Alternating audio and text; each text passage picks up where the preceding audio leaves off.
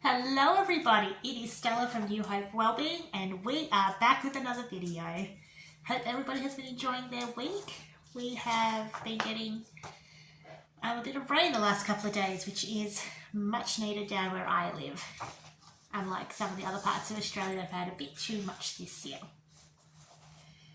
But we are definitely back, and today we are going to be discussing the Thracian god Heros. So in Thracian mythology, Heros was the god of the underworld. He was usually depicted on funeral statues as a horseman slaying a beast with a spear. He was also known as Primrula or Karabasmos, epithets which have not yet been deciphered. His cult was spread from Thrace through to Moesia, and Scythia Minor. He gained a widespread importance, especially after the Roman conquest, after Christianity was adopted. The symbolism of Heros continued as a representation of Saint George slaying the dragon. So a perfect example of how when one religion falls, another religion rises, and how they end up merging the symbolisms of things between the two. Inscriptions found in Romania identified the horseman as Heros. The cult of the Thracian horseman was especially important in Philippi, where the Heros had the epithets of saviour and answerer of prayers. Funerary stelae depicting the horseman belonged to the middle or lower classes, while the upper classes preferred the depiction of banquet scenes. The motif most likely represents a composite figure, a Thracian Heros, possibly based on Rhesus, the Thracian king, mentioned in the Iliad, to which Scythian and Hellenistic and possibly other elements had been added. So once again, a merging of the different regions. When the horseman is depicted, it is referred to as the horseman. However, when alone, it is thought to be the rider god Heros. So that's a good distinction there. Heros, the god, was not a specific person like the Greek gods were. So such, like Zeus was, or Apollo was. Although ancestor worship was of real people who had done great deeds bled into the mythology, the Thracian hero was an abstract figure. The idea of a hero, the hero being the central figure in Thracian religion, the hope and the faith of the people, their hero was all-seeing and all-hearing. He was the son and also the ruler of the underworld. He was the protector of life and health and kept the forces of evil at bay. However, in modern times of today, he is now depicted as Saint George.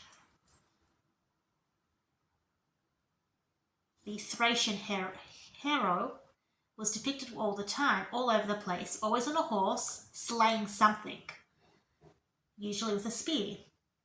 There are over 1,500 stone reliefs and more than 100 bronze statues of the horseman that have been uncovered at present day. There's possibly more. From antiquity through Roman times, through the Middle Ages and today, the image of the horseman is inescapable in Bulgaria. The Thracian hero is also responsible for the Greek word heros, from which the English word hero is derived. This hero god was a war god. He was the son of Bendis, the great mother of gods, and he was said to be born from a virgin birth. Important to note. Another important aspect of the Thracian religion was the belief in immortality. Known already from the 6th century BC or even earlier, and because of that, the Christianization was accepted in Thrace very early. The religious components of Mother, Son, Immaculate Conception and Lord's Supper was already a tradition in Thrace. Now, the below is a letter from St. Paul to the Thessalonians, written in AD 51.